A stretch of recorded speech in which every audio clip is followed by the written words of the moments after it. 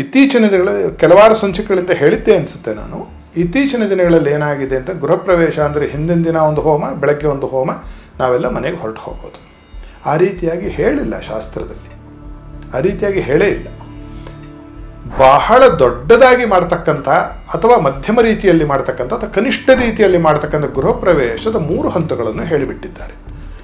3ರಲ್ಲೂ ಕೂಡ ಜೀವಕಳೆ ಪ್ರಾಣಕಳೆ ಮನೆಗೆ ಬರೆಸಬಹುದಾಗಿರ್ತಕ್ಕಂತಹ ಅನಿವಾರ್ಯವಾಗಿರ್ತಕ್ಕಂತಹ ಕೆಲವು ವಿಚಾರಗಳು, ಕೆಲವು ಪೂಜೆಗಳಾಗಿರಬಹುದು ಅಥವಾ ಕೆಲವು ಪ್ರಕ್ರಿಯೆಗಳು ಅಂತ ಹೇಳಬೇಕು.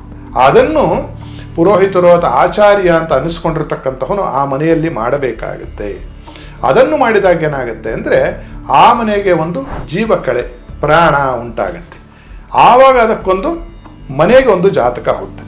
ಮನುಷ್ಯನ ಜಾತಕವನ್ನು ಇಟ್ಟುಕೊಂಡು ನಾವೇನು ಹೇಳ್ತೀವಿ ಅಂದರೆ ಅವನ ಆರೋಗ್ಯದ ಬಗ್ಗೆ, ಅವನ ಹಣಕಾಸಿನ ಬಗ್ಗೆ, ಅವನ ಧೈರ್ಯ ಸಾಹಸಗಳ ಬಗ್ಗೆ, ಅವನ ಓದಿನ ಬಗ್ಗೆ, ಅವನ ಬುದ್ಧಿಮತ್ತೆಯ ಬಗ್ಗೆ, ಅವನ ರೋಗ ರುಜಿನಗಳ ಬಗ್ಗೆ, ಅವನ ಮದುವೆಯ ಬಗ್ಗೆ, ಅವನ ಆಯುಷ್ಯದ ಬಗ್ಗೆ, ಅವನ ಭಾಗ್ಯದ ಬಗ್ಗೆ, ಅವನ ಉದ್ಯೋಗದ ಬಗ್ಗೆ, ಅವನು ಲಾಭದ ಬಗ್ಗೆ, ಅವನ ಸಂತತಿಯ ಬಗ್ಗೆ ಮತ್ತು ಅವನ ವ್ಯಯದ ಬಗ್ಗೆ, ಅವನ ಆಯುಷ್ಯದ ಬಗ್ಗೆ, ಈ ರೀತಿಯಾಗಿ ನಾನಾ ವಿಧವಾಗಿರ್ತಕ್ಕಂತಹ ಫಲದ ಒಂದು ನಿರ್ಣಯವನ್ನು ಮತ್ತು ಫಲ ಕಥನವನ್ನು ಯಾವ ರೀತಿ ಮಾಡ್ತೀವೋ ಈ ಮನೆಗೆ ಒಂದು ಜಾತಕವನ್ನು ನಾವೆಲ್ಲ ಮಾಡಿಸಬೇಕು.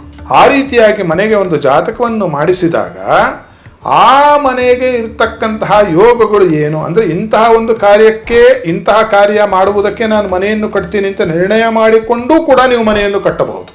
ಅಂತಹ ಪರಮಾದ್ಭುತವಾಗಿರ್ತಕ್ಕಂಥ ಒಂದು ಸ್ವತಂತ್ರವನ್ನು ನಮಗೆ ನಮ್ಮ ವೈದಿಕ ಸಂಸ್ಕೃತಿ ಕೊಟ್ಟಿದೆ. ಅಂದರೆ ನಾನು ಬರೀ ವಿದ್ಯೆಗೆ ನನ್ನ ಜೀವನವನ್ನು ಮೀಸಲಿಡ್ತೀನಿ ಅಂತಂದರೆ ಅವನಿಗೆ ವಿದ್ಯವೇ ಹೆಚ್ಚು ಬರಲಿಕ್ಕೆ ಆ ಮನೆಯನ್ನು ನಾವೇನು ಮಾಡಬಹುದು, ಕಲ್ಪಿಸಿಕೊಡಬಹುದು. ಇದಕ್ಕೆ ವಾಸ್ತುಶಾಸ್ತ್ರ ಅಂತ ಹೆಸರು. ಈಶಾನ್ಯದಲ್ಲಿ ಬಾಗಿಲಿಡೋದು, ಆಡುಭಾಷೆಯ ಕುಬೇರ ಮೂಲೆಯಲ್ಲಿ ಮಲಗಿಬಿಡೋದು, ಆ ಆಡುಭಾಷೆಯ ಕುಬೇರ ಮೂಲೆಯ ಮೇಲ್ಗಡೆ ಒಂದು ಟ್ಯಾಂಕನ್ನು ಕಟ್ಟುವುದು, ಆಮೇಲೆ ಈಶಾನ್ಯದಲ್ಲಿ ಒಂದು ಸಂಪನ್ನು ಮಾಡುವುದು, ಇದಕ್ಕೆ ವಾಸ್ತು ಅಂತ ಎಲ್ಲೂ ಹೇಳಿಲ್ಲ. ಅದು ಬಹಳ ತಪ್ಪು ಪರಿಕಲ್ಪನೆ. ಏನೊಂದು 2-3% ಫಲವನ್ನು ಕೊಡಬಹುದು.